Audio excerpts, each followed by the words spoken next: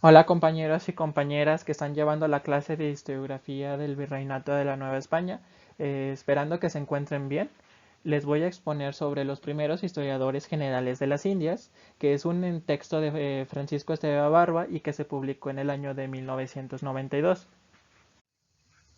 En este texto les voy a hablar sobre Pedro Mártir de Anglería, sobre Gonzalo Fernández Oviedo, sobre Bartolomé de las Casas, Juan Ginés de Sepúlveda, Francisco López de Gómara, además de José de Acosta, que estos autores hablaron sobre las Indias, sobre el continente americano, sobre particularidades desde los animales, desde las frutas, desde los autóctonos que habitaban estas tierras y también sobre los colonizadores. El primero de estos autores es Pedro Mártir de Anglería. Pedro fue sacerdote, fue maestro de la nobleza, continuo y capellán de Isabel, además de que también fue embajador de los reyes católicos. Después adquirió en 1518 el nombramiento de consejero de Indias, 2 años después el de cronista y más tarde abad de Jamaica y arcipreste de Ocaña. La obra que se considera como la primera historia general de las Indias es muy inmediata al descubrimiento y se debe a Pedro Mártir de Anglería. A estimaciones, se considera que nació en Arona entre 1455 y 1459 y que pudo morir en el año de 1526. Antes de comenzar a escribir sobre las Indias, primero la trajo la campaña de Granada, en la cual actuó como corresponsal de guerra, pero al momento en que Colón descubrió las tierras conocidas, lanzó la mirada hacia allá. Un contemporáneo de la época decía: este precursor de los corresponsales de prensa escribió de cuanto vio u oyó a sus amigos más varios. Ya fueron destinatarios efectivos y reales, y acaso en ocasiones a personas fingidas, por él para no interrumpir el curso de su ingeniosa historia en forma epistolar, ya fuera un español sobre asuntos extranjeros, un extranjero sobre asuntos españoles. Prefería lo brillante a lo cotidiano, haciendo honor a sus instintos de periodista que le ayudaban a buscar lo más ameno, lo más exótico, lo más pintoresco y lo más divertido, especialmente en materia del Nuevo Mundo. Pero también tuvo el agrado de la observación y del conocimiento de los seres humanos. Por eso es una buena fuente para conocer la psicología de los personajes y de los hechos de la época, especialmente sobre los reyes católicos.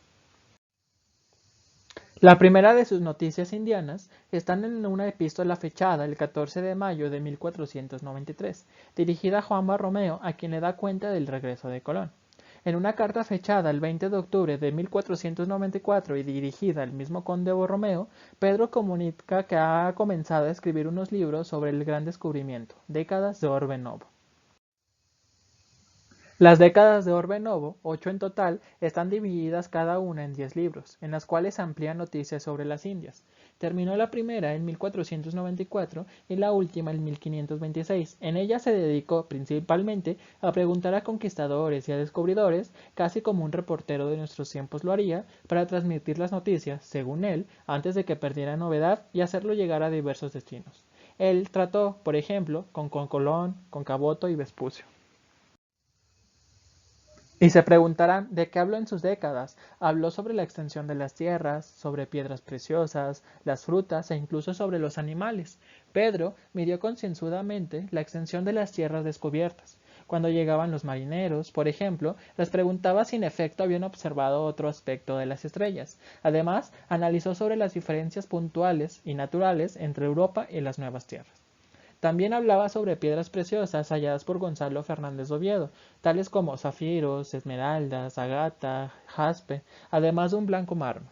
Incluso hablaba de unas fuentes de la juventud que estaban situadas en una isla a 325 leguas de la Española. También describió a la piña, dice, que tiene muchas escamas y en la vista, forma y color se asemeja a las piñas de los pinos, pero en lo blanda al melón y en lo sabor aventaja todas las frutas del huerto. Del cacao explica cómo se siembra, se trasplanta y se cultiva la sobra de otro árbol que le sirve de nodriza, y dice que de él se hace una bebida para los ricos y los nobles. En la forma en la que describe a los animales es por medio de adivinanzas, por ejemplo, que tiene el cuerpo igual al buey y no es buey, está armada una trompeta de elefante y no es elefante, los cascos del caballo y no es caballo, las orejas también de elefante, pero no tan grandes ni tan caídas, si bien mayores que la de otros animales. El segundo de nuestros autores es Gonzalo Fernández de Oviedo. Gonzalo fue hijo de padres naturales del Principado de Asturias de Oviedo, y él mismo lo decía así, notorios hijos de algo y de nobles solares. Nació en agosto de 1478 en Madrid, y él describe a la ciudad de esta forma. Villa tan noble y famosa en España, y como yema de toda ella puesta en la mitad de su circunferencia. Sin embargo, de Gonzalo apenas se repetían, hasta hace poco, más que los aspectos de su vida destacados en la biografía que de él hizo José Amador de los Ríos. Esto se debió, por ejemplo, que Fray Bartolomé de las Casas, su detractor y enemigo, hizo hostil a Gonzalo. Por ejemplo, para Romoli era un Fernández pedante y snob. Para Jiménez Fernández, un integrante más de la pandilla del obispo Fonseca. Para Hank, un propagandista de las ideas contrarias a los indios. Y para Peña y Cámara, un descendiente de conversos. El esfuerzo más importante por establecer un justo medio entre ambas versiones es la de Juan Pérez de Tudela, que se sirvió de gran parte de la autobiografía de Oviedo. Oviedo fue un hombre de pluma en todos los sentidos, fue escritor a la vez que escribano, aficionado íntegramente a ese instrumento en torno al cual hizo girar su vida, la pluma, además de ser persuasivo y amigo de recursos jurídicos. Por esto mismo, cuando murió la reina católica, Fernando confió a Oviedo, en Toro en el año de 1505, el encargo de compilar las noticias sobre los reyes de España. Este encargo lo acabó en 26 años después. Incluso, ya para 1506 era notario apostólico y secretario del Consejo de la Santa Inquisición.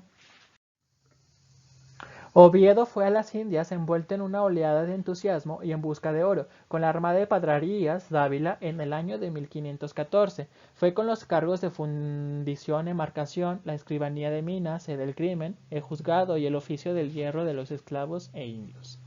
Oviedo fue por segunda vez a las Indias en el año de 1520, con los nombramientos de regidor de Nuestra Señora de la Antigua, escribano general de la provincia y receptor de las penas de cámara. En esta segunda etapa escribió la crónica de los reyes católicos, además de que también comenzó a escribir su historia general y natural de las Indias. Se regresó en el año de 1521 y en 1526 volvió con el cargo de gobernador de Cartagena.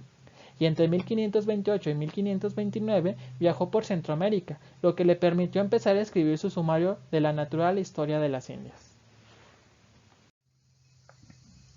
A los 67 años de edad empezó sus quincuagenas, plagadas de curiosas noticias y archivos de datos sobre las generosas e ilustres y no menos famosos reyes, príncipes, duques, marqueses y condes y caballeros y personas notables de España.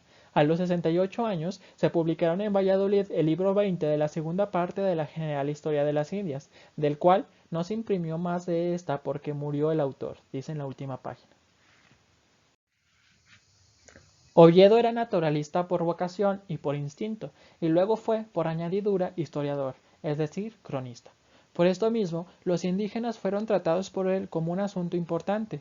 El cronista, según Oviedo, era un oficio evangelista y conviene que esté en persona que teme a Dios, porque ha de tratar, en casos muy importantes y débelos, decir no tanto arrimándose a la elocuencia e ornamento retórico, cuanto a la pluralidad y valor de la verdad, pues son memorias que han de durar más que los reyes y vida del príncipe. E incluso decía, una de las cosas que yo he deseado mucho es dar a entender por mi pluma la verdadera relación del asiento geográfico de la tierra firme, a causa de lo cual quise dividir esta general historia en tres partes, la primera en 19 libros, la segunda en otros 19 y la tercera en 12. En el sumario de la natural historia de las Indias estudió a las plantas, además que agregó un gran número de especies nuevas, lo cual se logró por observaciones del propio Oviedo. Además, describió y ordenó a los animales, clasificó a los animales terrestres, a los acuáticos y a los aéreos, y por último a los animales insectos. Oviedo los ordenó bajo la consideración de cómo la naturaleza misma lo había hecho. El sumario fue impreso por primera vez en Toledo en el año de 1526 y se tradujo al latín por Urbano Chauvetón y al italiano en 1534. En cuanto a las y los indios, pensaba así.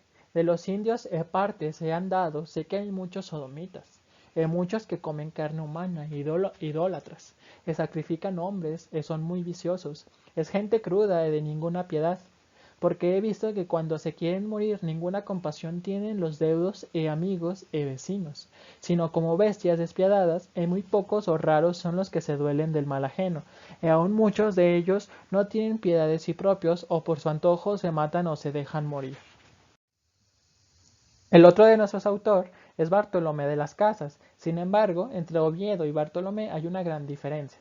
Mientras que Bartolomé proponía para las Indias remedios evangélicos, Oviedo propugnaba una organización caballeresca a base de la Orden de Santiago.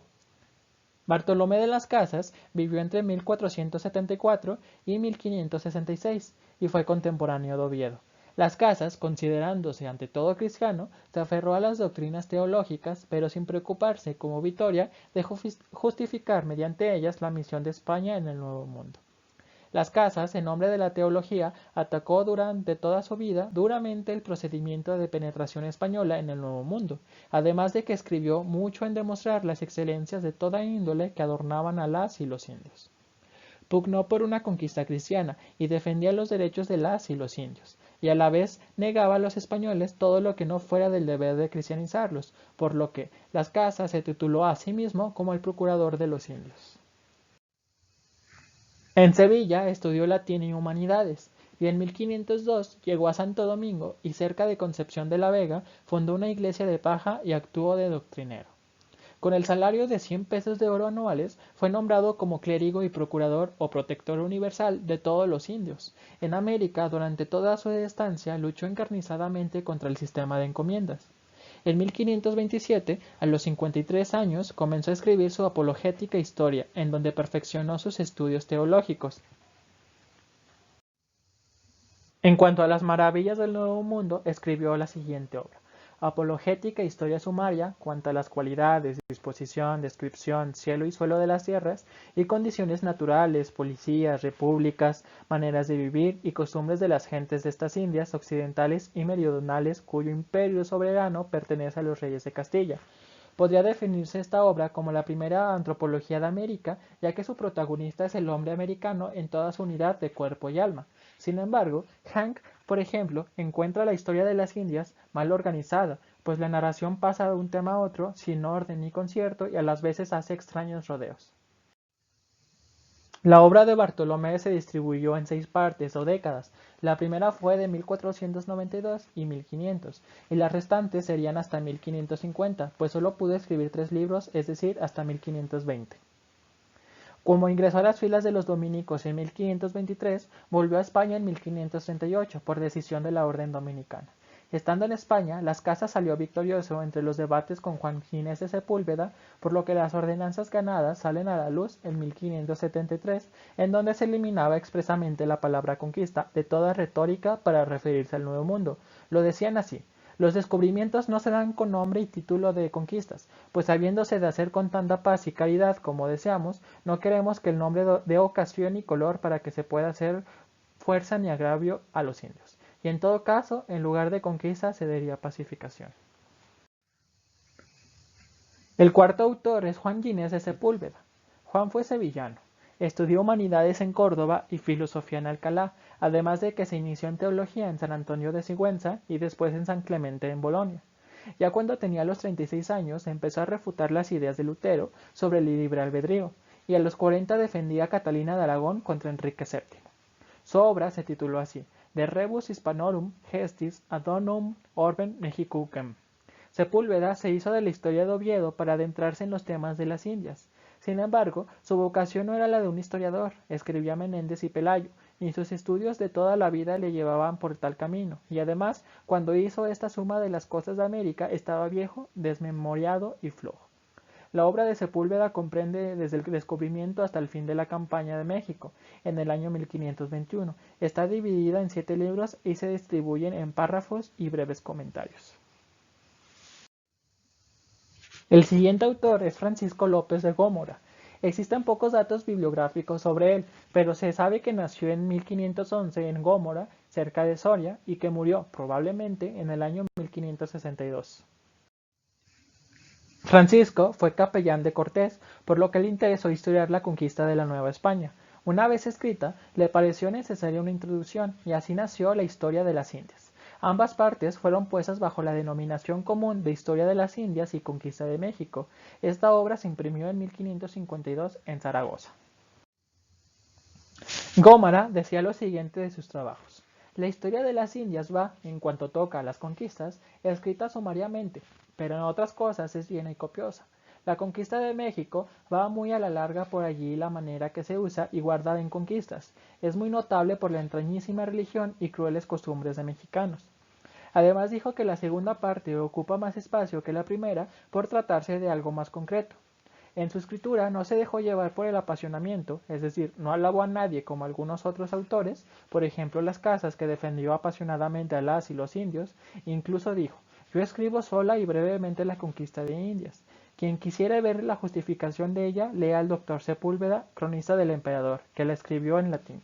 No obstante, Gómara al escribir sobre Cortés salió de su ecuanimidad y destacó toda la personalidad del conquistador, en la que, más que una historia sobre él, pareció una biografía de logros. Inclusive, el 13 de octubre y el 17 de noviembre de 1533 y el 7 de agosto de 1556, las reales cédulas prohibieron la obra de Gómara, primero en las Indias, después en los reinos peninsulares. Algunas hipótesis señalan que se debió por hostilidades con las casas. El sexto y último autor es José de Acosta.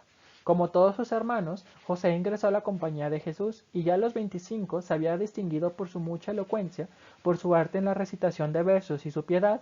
Por esto mismo se le encargaron misiones de enseñanza en Segovia, en Salamanca, en Alcalá y en Ocaña.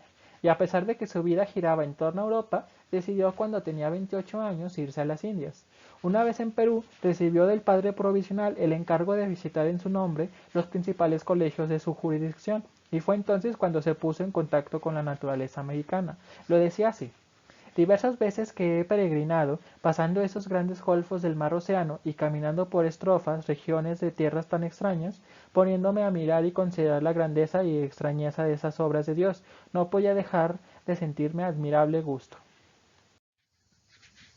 De sus observaciones en el Nuevo Mundo ante el gran libro de la naturaleza y de su experiencia acumulada en la predicación en las conversiones surgieron sus dos obras: De Natura Novi Orbis y de Promulgando Evangelio apud Barbaros sive procuranda Indorum Salute, ambas impresas en 1589. A Acosta no le interesó hablar de los hechos de los castellanos ni de la labor de los evangelizadores, pues consideró que de eso ya se habían encargado otras plumas. Más bien habló de la historia natural de las Indias, esto es, el de las costumbres y los hechos de las y los indios. El propio Acosta lo dijo así: mas hasta ahora no he visto autor que trate de declararle las causas y razón de tales novedades y extrañezas de naturaleza, ni que haga discurso e inquisición en esa parte. Ni tampoco he topado el libro cuyo argumento sea los hechos e historia de los miembros indios antiguos y naturales habitadores del nuevo orbe. Su propósito de investigar las causas y la razón de los fenómenos fue precisamente lo que hizo que José Acosta fuese un filósofo de la naturaleza. Como viajó por lugares que otros autores no, pudo hablar en sus obras de nuevos animales como la chinchilla, la vizcacha, el cuy, los tominejos o pájaros mosca que parecen mariposas, como él mismo decía. Incluso pasó lo mismo con la botánica, en donde se refirió por primera vez a la patata, a la coca, al guayabo de mato y la palta, al igual que del chocolate y del tabaco. En cuanto a los animales, utilizó un principio de clasificación geográfica, pues distribuyó a estos en importados, emigrados y en autóctonos. Después de reflexionar de cómo habían llegado estas especies vivas al Nuevo Mundo, concluyó en que, en el Nuevo Mundo, que llamamos Indias, no está del todo apartado, y dividido del otro orbe, por lo que unió a ambos hemisferios.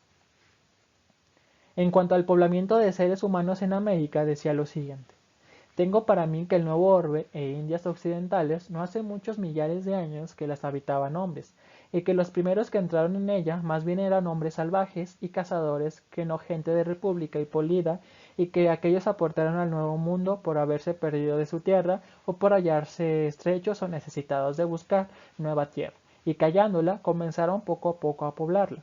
Pero también estudió en la historia moral a los hombres poseedores de alma, y estudió no solamente sus costumbres, sino también su pasado, y consideró dos núcleos importantes, México y Perú, en donde se da prioridad a México, analizándolo todo lo relativo a la religión, a las costumbres, a la policía y al gobierno, En cuanto a lo religioso, le llamó la atención la semejanza de algunos ritos indios con los cristianos. Muchas gracias por haber llegado hasta aquí, compañeros y compañeras. Espero que les haya servido mi exposición, mi video sobre los diferentes historiadores que hablaron sobre las Indias. Y esto es todo. Hasta pronto.